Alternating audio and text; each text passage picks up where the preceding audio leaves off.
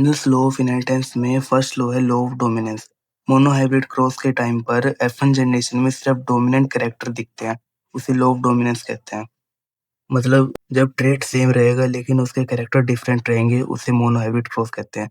जैसे प्लांट हमने सेम लिया लेकिन एक टॉल है एक ड्वार्फ है। जब F1 जनरेशन में सिर्फ डोमिनेंट कैरेक्टर मिले तो मेंडल ने इसकी सेल्फिंग की। सेल्फिंग क्या होता है? मतलब F1 जनरेशन को उसी के साथ दोबारा से क्रॉस किया।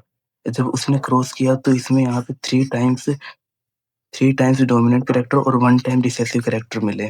मतलब तीन प्लांट टॉल मिले और वन प्लांट ड्वार्फ मिला। लेकिन ये लॉ यूनिवर्सली नहीं माना जाता क्योंकि इस लॉ के हिसाब से दुनिया में सिर्फ डोमिनेंट और रिसेसिव लोग ही पाए जाएंगे, बीच का कुछ नहीं होगा। जैसे कि हम किसी के इंसानों के कलर को लेके चलते हैं, या दुनिया में सिर्फ बहुत ज़्यादा काले और बहुत ज़्यादा गोरे लोग ही होंगे, बीच में ब्राउन वगैरह लोग कोई नहीं होगा।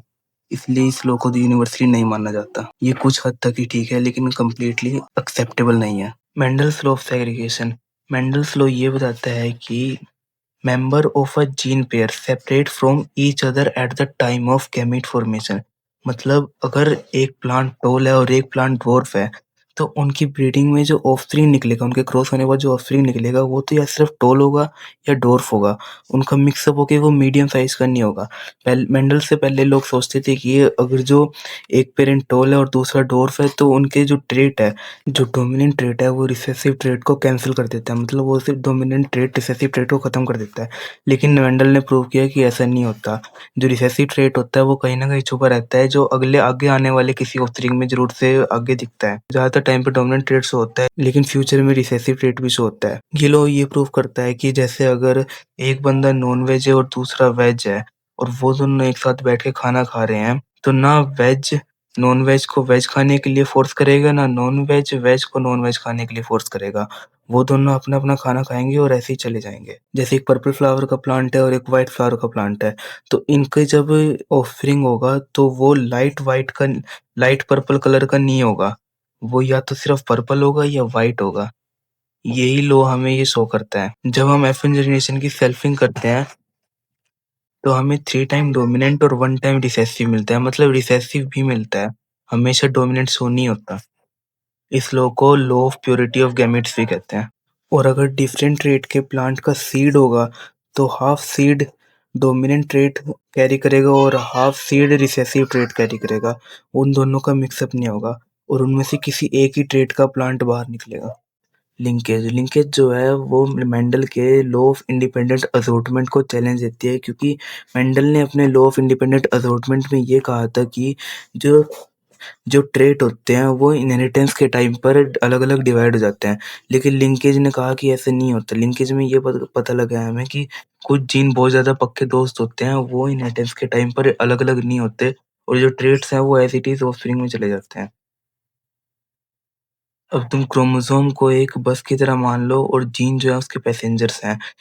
ऑफ इंडिपेंडेंट असॉर्टमेंट के हिसाब से दो बंदे अलग अलग बस में बैठेंगे और अलग अलग जगह पर उतरेंगे।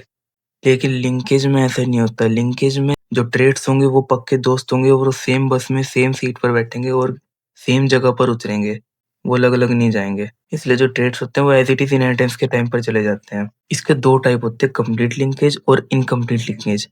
कंप्लीट लिंकेज में जीन जो होते हैं वो बहुत ज्यादा क्लोजली लोकेटेड होते हैं एक दूसरे से, मतलब वो बहुत ज्यादा नजदीक होते हैं।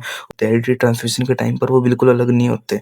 और इनकम्प्लीट लिंकेज के टाइम पे वो सेम क्रोमोसोम में तो होते हैं लेकिन थोड़ी थोड़ी दूरी पर होते हैं, मतलब वो हेरिडिटी ट्रांसमिशन के टाइम पर अलग अलग हो सकते हैं। इसलिए टीएच मॉर्गन ने ड्रोसोफिला फ्रूट फ्लाई पे एक्सपेरिमेंट किया था। उसने ये फ्लाई इसलिए ली क्योंकि ये लैब में बहुत आसानी से ग्रो हो जाती है और इसकी लाइफ साइकिल बहुत छोटी होती है, सिर्फ 2 हफ्ते की इसकी लाइफ साइकिल होती है। उसने दो तरह की फ्लाई ली थी, एक तो थी वाइल्ड टाइप और दूसरी थी म्यूटेंट टाइप। वाइल्ड टाइप में जो बॉडी थी वो ब्राउन कलर की थी और आई का कलर था रेड। और म्यूटेंट टाइप में बॉडी तो थी येलो कलर की और आईज थी वाइट कलर की। तो मेंडल के इंडिपेंडेंट असॉर्टमेंट लॉ के हिसाब से इन दोनों पेरेंट्स के ऑफस्प्रिंग में कॉम्बिनेशन होने चाहिए थे। मतलब अगर बॉडी ब्राउन है तो आई वाइट होगी और बॉडी येलो है तो आई रेड होगी। लेकिन मॉर्गन ने नोटिस किया कि 98.7% ऑफस्प्रिंग अपने पेरेंट्स के जैसे ही थे और सिर्फ 1.3% ही कॉम्बिनेशंस बने। मतलब सिर्फ 1.3% ऑफस्प्रिंग में ही लॉ ऑफ इंडिपेंडेंट असॉर्टमेंट कामयाब हुआ, बाकियों में नहीं हुआ। इसका कारण ये था कि बॉडी और आई कलर के जो जीन्स थे वो एक्स क्रोमोसोम में बहुत ही ज्यादा पास थे, मतलब वो बहुत ही ज्यादा टाइटली लिंक्ड थे। इसलिए वो ट्रांसमिशन के टाइम पर ऐसे के ऐसे ही एक पैक की तरह चले गए। लेकिन उसने वो यहीं तक नहीं रुका, उसने क्रॉस बी बनाया जिसमें उसने लिंकेज वर्सेस डिस्टेंस फाइंड किया।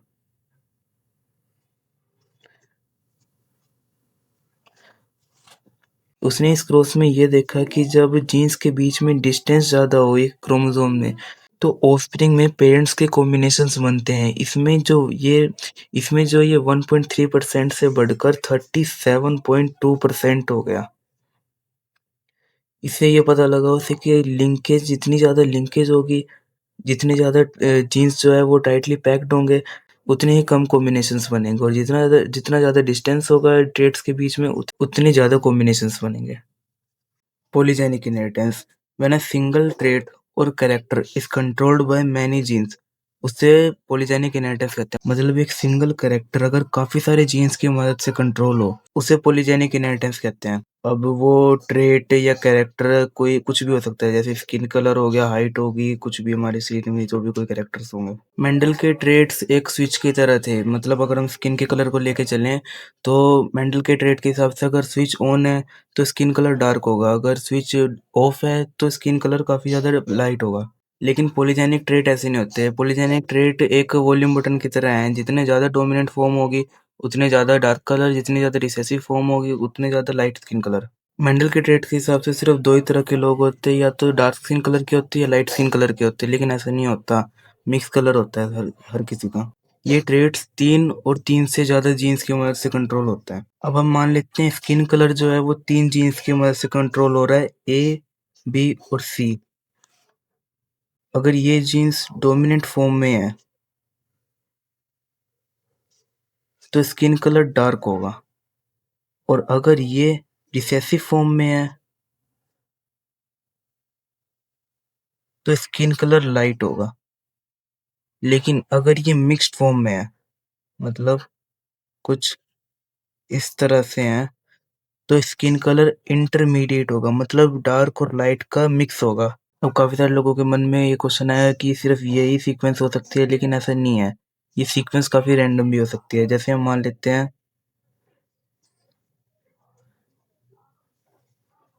ये एक सीक्वेंस है जिसमें जो बी वाले जीन्स हैं वो दोनों डोमिनेंट है और बाकी में एक एक रिसेसिव है।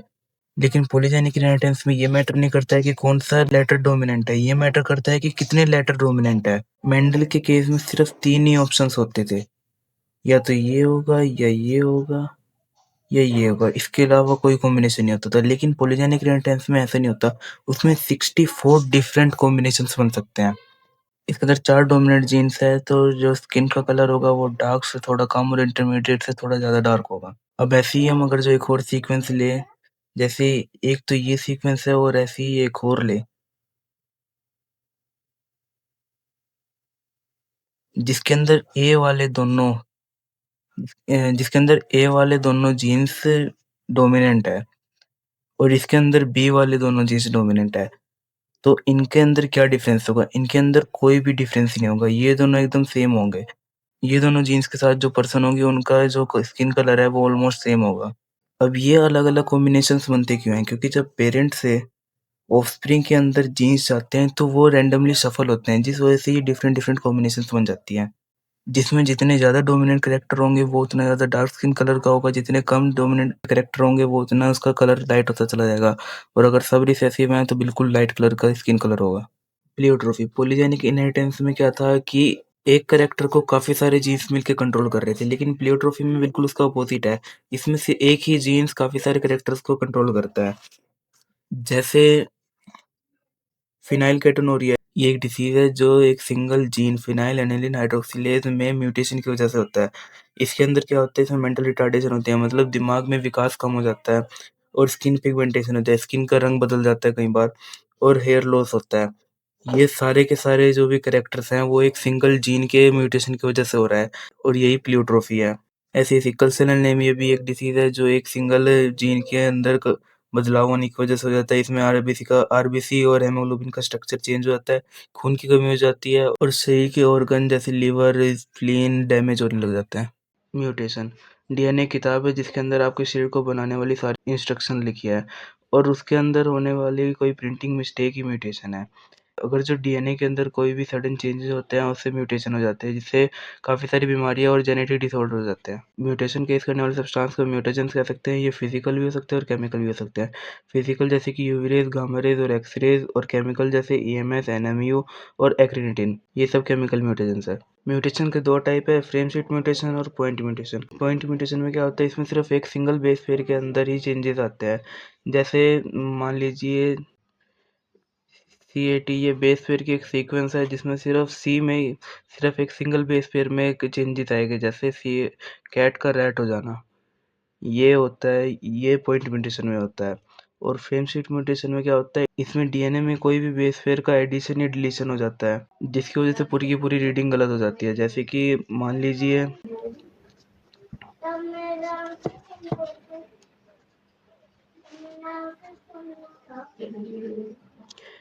ये एक डीएनए में बेस पेयर की सीक्वेंस जिसके अंदर अगर जो एच हट जाए तो पूरी की पूरी सीक्वेंस खराब हो जाएगी, जिससे सीक्वेंस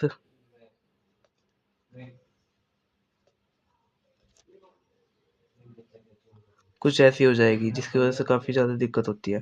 इसके हार्मफुल इफ़ेक्ट्स होते हैं जैसे कैंसर या जेनेटिक डिसऑर्डर या जेनेटिक डिसीज़ हो जाता है। कुछ बेनिफिशियल भी होते हैं, कभी-कभी म्यूटेशन से कोई ऐसा नया ट्रेट मिल जाता है जीव को, जिससे उसे सर्वाइव करने में और ज़्यादा हेल्प मिलती है।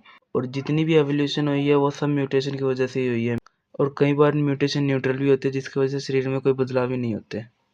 मेंडेलियन डिसऑर्डर, ये बीमारियाँ एक सिंगल जीन में म्यूटेशन की वजह से होती है और ये सब बीमारियाँ मेंडल्स के लॉ को फॉलो करती हैं। सबसे पहले कलर ब्लाइंडनेस, इसमें पर्सन रेड और ग्रीन कलर के बीच में डिफरेंशिएट नहीं कर पाता और ये बीमारी मेल्स में होने के 8% चांस होते हैं और फीमेल्स में होने के सिर्फ 0.4% चांस होते हैं।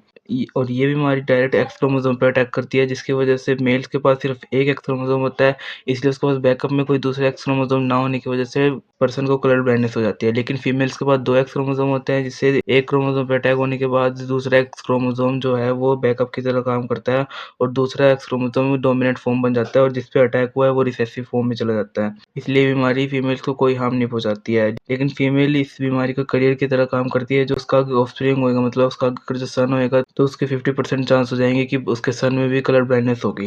हेमोफीलिया, इस बीमारी में ब्लड में क्लॉट नहीं बनते जिस वजह से कि इंजरी के टाइम पर कॉन्टिन्यूस ब्लीडिंग होती रहती है। सिकल सेल एनीमिया, इस बीमारी में आरबीसी का शेप चेंज होकर सिकल जैसा हो जाता है, मतलब कुछ इस टाइप का हो जाता है जिस वजह से आरबीसी के अंदर ऑक्सीजन की कैपेसिटी बहुत कम हो जाती है। फिनाइल केटोनुरिया, इस डिसऑर्डर में पर्सन के अंदर फिनाइल एलानिन नाम के एंजाइम की कमी हो जाती है और फिनाइल एलानिन कन्वर्ट होने लग जाता है फिनाइल पायरुविक एसिड और अदर डेरिवेटिव्स में, जिससे क्या होता है पर्सन के अंदर मेंटल रिटार्डेशन हो जाती है, मतलब मेंटल ग्रोथ रुक जाती है।